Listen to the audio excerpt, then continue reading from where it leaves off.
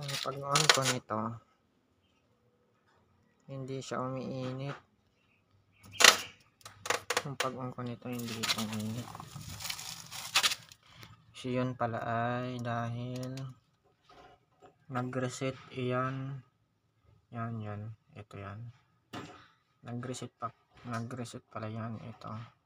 Yan, nasa baba na yan. Na thermal cut off. Yung sa taas, yung temperature control.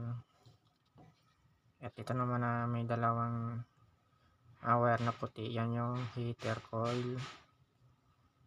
So, pinindot ko lang yun na kulay itim.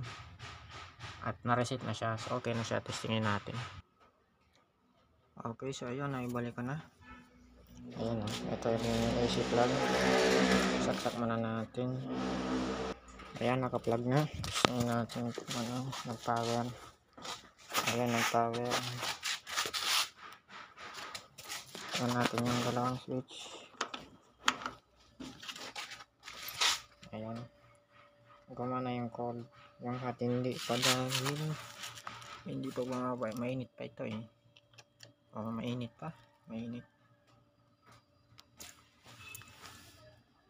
Ayan.